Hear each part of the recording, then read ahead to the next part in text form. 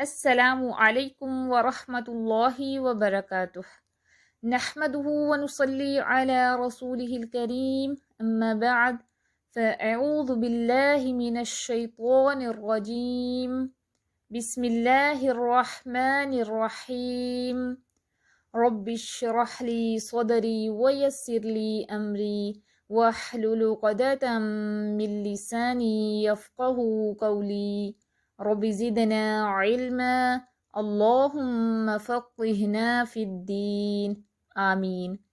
کیسی ہیں آپ سب؟ امید کرتی ہوں ایمان اور عمل کی بہترین حالتوں میں ہوں گے الحمدللہ۔ آج ہم مخرج نمبر 17 کو دیکھیں گے۔ مخرج نمبر 17 پر ہے الخیشوم۔ الخیشوم کیا ہے؟ ناک کے سوراخ سے لے کر منہ کے اندر کی جانب کا حصہ ہے۔ اس سے حروف غنہ نون میم یعنی کہ نون مشدد اور میم مشدد ادا ہوتے ہیں۔ الخیشوم سے ہر طرح کا غنہ ادا ہوتا ہے، خواہ وہ حقیقی ہو یا مشروط۔ حقیقی غنہ کون سا ہوتا ہے؟ یہ جو نون مشدد اور میم مشدد پر ہوتا ہے وہ حقیقی غنہ ہوتا ہے۔ اور مشروط غنہ سے کیا مراد ہے؟ جیسے اخفا، ادغام، اقلاب، اخفا شفوی، ادغام شفوی وغیرہ، ان میں مشروط غنہ ہوتا ہے۔ نوٹ ہے کہ آواز کو تھوڑی دیر ناک میں ٹھہرا کر گنگنی آواز میں پڑھنے کو غنہ کہتے ہیں۔ پریکٹس کر لیتے ہیں۔ نون تموتن تموتن لترونها لترونها النکاح النکاح یظنون یظنون۔ آپ نے ان پہ بھرپور غنہ کرنا ہے، نون مشدد اور میم مشدد پر بھرپور غنہ آپ کریں گے۔ فثم فثم تیمموا تیمموا فی الیم فی الیم فأمہ فأمہ۔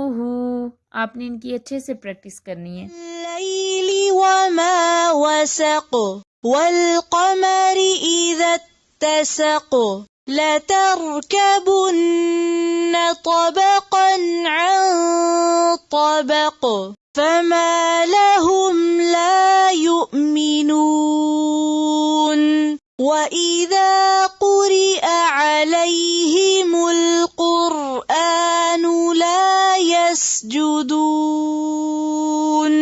بل الذين كفروا يكذبون والله أعلم بما يوعون فبشرهم بعذاب أليم إلا الذين آمنوا وعملوا الصالحات لهم أجر غير ممنون۔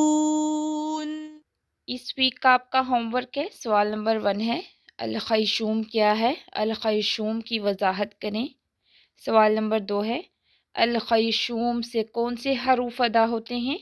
سوال نمبر 3 غنہ کسے کہتے ہیں؟ سوال نمبر 4 سورۃ الانشقاق کی آیت نمبر 17 سے لے کر آیت نمبر 25 تک اچھے سے پریکٹس کر کے تلاوت سنائیں۔